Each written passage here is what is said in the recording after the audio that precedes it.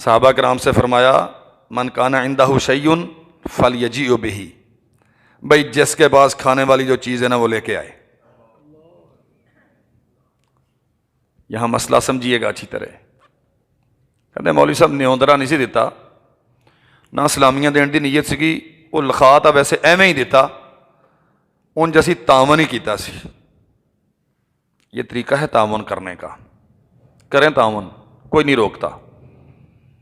آپ سمجھتے ہیں یہ رشتہ دار ہے، محلے دار ہے، جماعتی ہے، کمزور ہے، بچی کو گھر سے اٹھانا ہے، عین اس وقت کا انتظار نہ کریں جب مووی کیمرے آپ کی تصویریں بنا رہے ہوتے ہیں، کوئی 10-15 دن 20 دن 2 ماہ پہلے جائیں اس کے گھر میں، بھائی بچی جوان ہے، تیرے پاس وسائل نہیں ہیں، اللہ نے مجھے دیا ہے، یہ پکڑو اور اپنی بچی کو گھر سے اٹھاؤ۔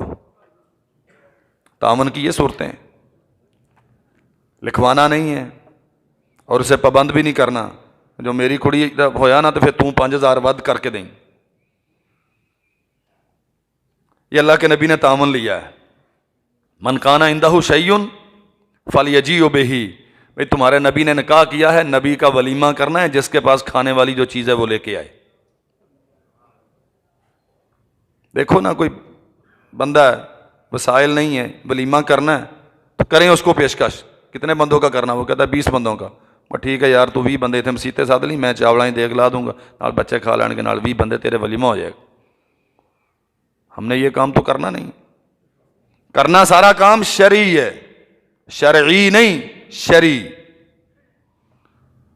اپنے اپنے رواج ہیں، من کان عندہ شیء فلیجیء بہ، حضور میرے پاس ستو ہے، میرے پاس گھی ہے، میرے پاس پنیر ہے، کھجور ہے۔ سیدنا انس کہتے ہیں ملیدہ، کچھ کھجوریں تھیں، کچھ پنیر تھا، کچھ گھی تھا۔ سرور کونین صلی اللہ علیہ وسلم نے ایک دسترخوان بچھا دیا، سارا اس پہ ڈھیر ہوتا رہا، اس سب کو مکس کر دیا، آؤ بھائی اللہ کے نبی کا کائنات کے سب سے عظیم انسان نے نکاح کیا ہے، ایک سردار یہودی کی بیٹی سے، اسے مسلمان بنا کے ان کا ولیمہ کھا لو۔ یہ تھا جو صحابہ کرام نے پیش کیا، اور لشکری جتنے تھے آئے کھا گئے۔ نیوندرا کتنا جمع ہوا مجھے کسی حدیث میں نہیں ملا۔ رجسٹر کس کے ہاتھ میں تھا لکھنے کے لیے؟ ابو بکر نے کیا دیا، عمر نے کیا دیا، علی نے کیا دیا، مجھے نہیں ملا کہیں سے۔ خیبر فتح کر کے آئے تھے نا، غنیمتیں تو تھی نا ساتھ، اللہ نے بڑا مال دیا تھا خیبر میں۔ واللہ کہیں کوئی حدیث میرے علم میں نہیں ہے کہ محمد کریم صلی اللہ علیہ وسلم کو نکاح کے بعد آپ کی اہلیہ محترمہ کو برادری نے اسلامیہ کتنی دی تھیں اور اللہ کے نبی کو کتنی دی تھی۔ تعاون کیا ہے، لیکن یہ صورت ہے تعاون کرنے کی، کریں، کون روکتا ہے آپ کو تعاون کرنے سے؟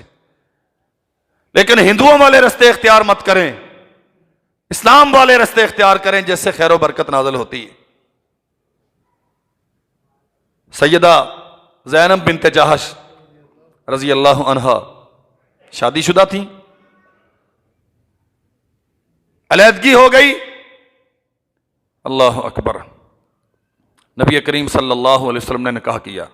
یہ مدینہ منورہ کی بات ہے، اور رسول اللہ صلی اللہ علیہ وسلم نے جتنے بھی نکاح فرمائے، سب سے بہترین ولیمہ، سب سے زیادہ کاسٹلی مہنگا ولیمہ زینب بنت جہش کے نکاح پہ کیا۔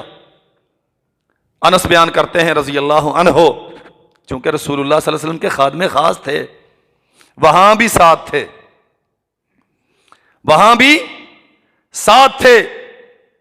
سیدہ صفیہ کے نکاح پہ بیان کرتے ہیں کہ ابو طلحہ رضی اللہ عنہ انصاری، جو سیدہ ام سلیم کے شوہر تھے، واللہ کیا عجیب بات ذہن میں آئی، ام سلیم کے بیٹے تھے انس بن مالک رضی اللہ عنہ۔ ام سلیم کے گھر دروازے پہ آئے ابو طلحہ انصاری، ام سلیم، ابو طلحہ ہوں انصاری، انصار کا سردار ہوں، مال و دولت میں، حسن و جمال میں، وقار اور شرف میں ایک مقام تھا ان کا مدینہ منورہ میں، پیغام نکاح لے کے آیا ہوں۔ ام سلیم کہتی ہیں ابو طلحہ تیرے جیسے جوانوں کو انکار نہیں کیا جاتا، لیکن چونکہ تو کافر ہے، سمجھ لیجئے بات، چونکہ تو کافر ہے اور میں ام سلیم سرور کونین محمد رسول اللہ صلی اللہ علیہ وسلم کا کلمہ پڑھے ہوئے ہوں، میرے لیے جائز نہیں ہے ایک بار، دو بار، متعدد بار جس باغ کی طرف اشارہ کرو آپ کے مہر میں لکھ دیتا ہوں، جس زمین کا کہو آپ کے نام لگوا دیتا ہوں۔ کہا صرف ایک ہی بات جو ام سلیم نے پہلے دن کہی تھی، ام سلیم کسی غریب سے کر لے گی لیکن مسلمان سے کرے گی، غیر مسلم سے ام سلیم نے کہا نہیں کرے گی۔ اللہ ذوالجلال والاکرام کا اپنا نظام ہے، دل تبدیل ہوا، جناب محمد رسول اللہ صلی اللہ علیہ وسلم کی خدمت میں حاضر ہوئے، اللہ کے نبی کلمہ پڑھا لیجئے، مسلمان بنا لیجئے۔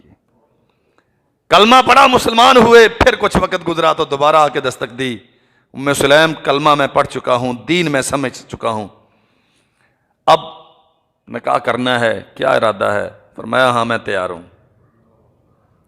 ام سلیم بتاؤ حق مہر کیا لوگی؟ فرمایا تو نے اسلام قبول کر لیا نا، یہی میرے لیے حق مہر۔